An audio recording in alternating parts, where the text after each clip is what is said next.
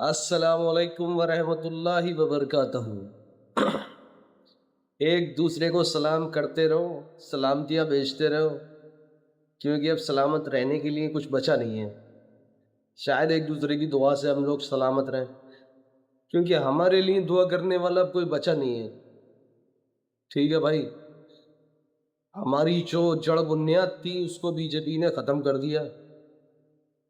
हमारी जड़ बुनियाद यानी वक्फ बिल, जो थोड़ी बहुत हमारी जड़ें मजबूत थी इस हिंदुस्तान में, वो बीजेपी ने काट दी हैं बिल्कुल।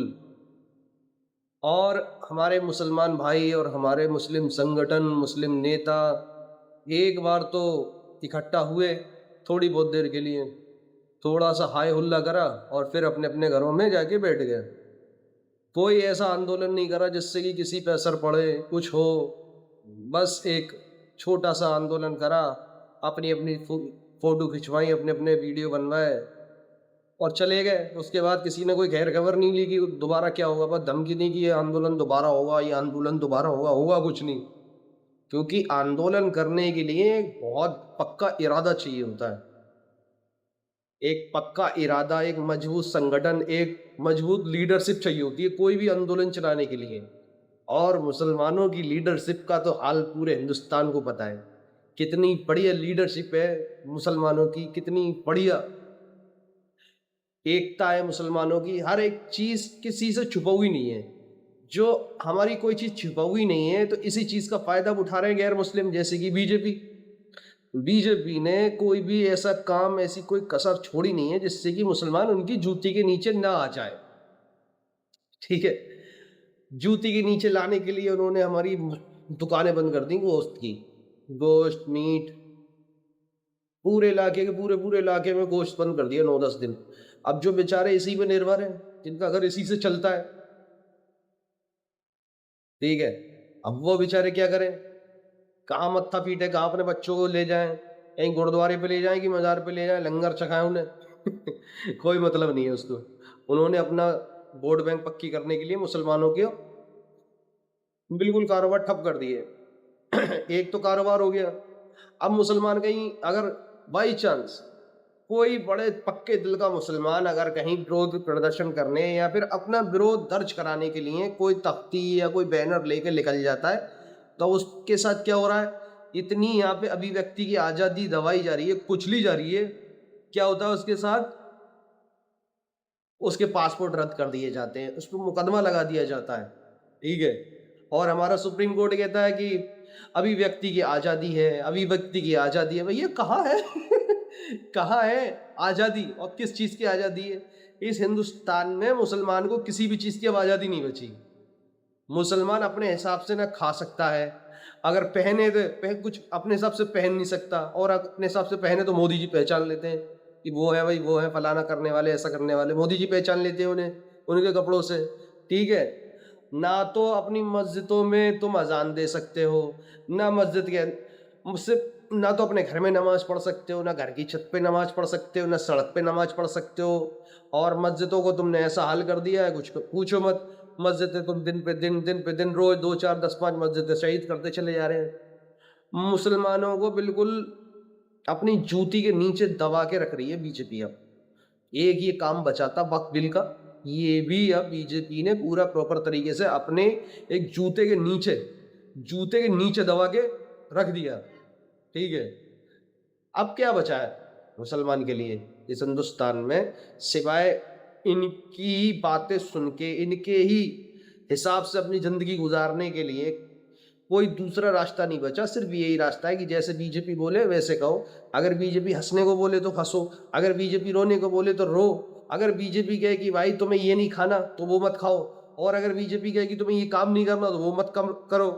एक समझ लो हम मुसलमानों के लिए दोबारा से अंग्रेजों वाली हुकूमत आ चुकी है यहाँ पे। अंग्रेजों ने भी वो जुल्म नहीं करे होंगे हिंदुस्तानियों पे जो हिंदुस्तान के मुसलमानों पे बीजेपी कर रही है। इतना दोगलापन है बीजेपी में, इतना दोगलापन है, दोगले कानून, दोगले मापदंड, हर एक चीज बीजेपी में ऐसी है जिसको अब कोई छिपा हुई नहीं है, और वो डंके की चोट पे करते हैं जो करते हैं। जिसको जो करना है, क्योंकि उन्हें पता है कि ये मुसलमानों में एकता है नहीं। ज़्यादा से ज़्यादा एक दिन आएँगे सड़कों पे और फिर अपने-अपने घरों पे चले जाएँगे, और नहीं जाएँगे तो लठ इनके घुसाड़ दिए जाएँगे हलकों में, तो इनको मजबूरी में जाना पड़ेगा। क्योंकि इनके पास कोई ऐसी लीडरशिप ही नहीं है, जो लीडरशिप किसी भी प्रोटेस्ट को ऑर्गेनाइज़ कर पाए या फिर किसी भी प्रोटेस्ट विरोध प्रदर्शन को सँभाल पाए। और कोई ऐसा लीडर नहीं जिसके कहने पे लोग एक जगह इकट्ठे हो जाएँ। तो किसी चीज़ का डर ही नहीं है। अब बेचारे जो थोड़े बहुत हमारे विधायक थे, जिनको मुसलमानों के वोट का थोड़ा बहुत लालच था, उन्होंने थोड़ा बहुत विरोध करा, कुछ नहीं हुआ। अब 543 में से 200-250 लोग क्या करेंगे बेचारे? बाकी उसमें से भी कट गए कुछ। हमारे 500 में कांग्रेस के ये इंडिया गठबंधन के 241 या 242 सांसद थे। उसमें से वोट कितने पड़े उनके? विपक्ष के वोट पड़े सिर्फ 232। अब बताओ, यही लोग साथ नहीं दे रहे तो बीजेपी वाले तो कहां से देंगे? खैर, बीजेपी बीजेपी का तो सीधा सिद्धांत है, फूट डालो और राज करो। मुसलमान बीजेपी में होड़ लग गई है। होड़ तो खैर दशकों से थी, लेकिन अब इतनी खुल के होड़ लगी है, बहुत ज्यादा। ये यानी जो मुसलमान को जितना ज्यादा गाली दे पाए, जितना ज्यादा जलील कर पाए, वो उसको बीजेपी उतना ही ऊपर का औहदा देगी। जो आज प्रदेश अध्यक्ष है या कोई छुटपैया नेता है, अगर उसने मुसलमानों के खिलाफ जहर उगला तो हो सकता आने वाले इलेक्शन में उसको विधायक बना दिया जाए। फुल चांस है उसके लिए। कोई ऐसी मुसलमान ऐसी सीढ़ी बन चुका है जिसके ऊपर पैर रख के कोई भी छुटपैया नेता बड़ा नेता बन सकता है। अब हमारे अनुज चौधरी साहब, मेरठ के सीओ साहब, उन्होंने तो भैया उन्हें तो बहुत जल्दी हम लोग देखेंगे कि उनकी खाकी से खादी पे आ जाएंगे वो। खाकी से खादी पे आने में उन्हें ज्यादा टाइम नहीं लगेगा। उनकी खादी जल्दी आने वाली है, खाकी को उतारेंगे और खादी को पहनेंगे। उनके बयान इतने अच्छे अच्छे हैं, बिल्कुल बीजेपी से ट्रेनिंग लेके आते हैं वो। थाने में आने से पहले बीजेपी दफ्तर जाते होंगे, ट्रेनिंग लेते होंगे वो, कि ट्रेनिंग, हाँ जी क्या बोलना है, ऐसा बोलना है, ऐसा तो ऐसा बोलना है, ऐसा बोलना है। वैसे ही वो आगे बोल देते हैं कि हाँ जी देखो, तुमको अगर सिवैयाँ खिलानी है तो गुझियाँ खानी पड़ेंगी। अबे हम गुझियाँ खाते हैं। हमें तो गुझियाँ पसंद है, तेरे कहने से खाएंगे क्या? हमें तो पसंद है गुझियाँ। और जी जुम्मे 52 है और होली 1 है। और जब ईद आती है, ईद तो क्या नाम है, हर महीने पड़ती है। ईद पे तुम कोई परमिशन नहीं दोगे। ईद पे कोई परमिशन मांगेगा तो उसके ऊपर मुकदमे लगा दो। कोई नमाज पढ़ेगा अपनी घर की छत पे तो उसका पासपोर्ट रद्द कर दोगे। हमारे मेरठ वाले उससे आगे निकल गए। मेरठ वाले कहते हैं कि भाई अगर तुम ऐसा करोगे तो हम तुमसे 2 कदम आगे हैं, हम कोई कम थोड़ी है, हमें भी नेता बनना है यार बीजेपी का। बीजेपी का नेता हमें भी बनना है, तुम अकेले बनोगे? तो उन्होंने कह दिया कि भाई मुसलमानों को अगर छत पे नमाज पढ़ते हुए देख लिया तो हम पासपोर्ट रद्द कर देंगे, मुकदमा लगा देंगे, लाइसेंस रद्द कर देंगे। इतने खतरनाक हमारे प्रत्याशी निकल रहे हैं बीजेपी से। और इसका जो इसकी जो डिग्री मिल रही है वो मिल रही भाजपा से। और भाजपा भी ऐसे वैसे बंदों को डिग्री नहीं देती है जो सही हो। भाजपा भी डिग्री उसी को देगी जो मुसलमान के हलक में डंडा डाल के रखे। हाँ, अब देखो योगी जी हमारे, योगी जी आए दिन हर एक उस इंसान का सपोर्ट करते हैं, हर एक इंसान का सपोर्ट करते हैं जो मुसलमान के खिलाफ बोलता है। अगर कोई भी चपरासी भी अगर मुसलमान के खिलाफ बोलेगा तो उसका भी नाम योगी जी के मुंह पे आना है। योगी जी इतने हमारे बेहतरीन मुख्यमंत्री हैं, क्योंकि ये सब वो क्यों करते हैं? क्योंकि उन्हें हमारे हिंदू भाइयों के दिल में जगह बनानी है। हमारे हिंदू भाइयों के दिल में भी जगह तभी बनती है भाई जब मुल्ला अब्दुल दबा रहे। अगर अब्दुल को दबा नहीं पा रहे मुख्यमंत्री जी, तो भाई कल को प्रधानमंत्री कैसे बनेंगे? अगर आज अब्दुल को दबाएंगे तो कल प्रधानमंत्री भी बनेंगे। हमारे हिंदू भाई उन्हें प्रधानमंत्री बनाएंगे। हमारे हिंदू भाई, वाह भाई वाह, हिंदू भाई तो हमारे ये चाह रहे हैं कि कोई हमारा ऐसा नेता मिल जाए हमें कि एक तरफ से सारे मुसलमानों को घोल के पानी में पी जाओ, डकार भी ना ले। ये जो नेताओं की हिम्मतें बढ़ हुई है ना, ये हिम्मत यूं बढ़ी है नेताओं की गलती नहीं है इसमें, गलती हमारी आम जनता की है, हमारे हिंदू भाइयों की है। अगर हिंदू भाई इनको थोड़ा सा टाइट कर देना, तो ये जो समाज में नफरत फैलाई जा रही है ना, ये इनकी हिम्मत नहीं है कि नफरत फैला दे और नफरत की बात कर ले। लेकिन लोगों को जो हमारी मेजोरिटी है, बहुसंख्यक है, उनको मजा आता है इस सब चीज से। वो चाहते हैं कि मुसलमान ऐसा हो। सबको नहीं कह रहा हूं मैं, सब नहीं है ऐसे, पांचों उंगली एक बराबर नहीं है। बहुत अच्छे अच्छे हिंदू हैं, बहुत अच्छे अच्छे मेरे हिंदू भाई ऐसे हैं जो मेरे जानने वाले, पहचानने वाले, दोस्त हैं, भाई जैसे संबंध है।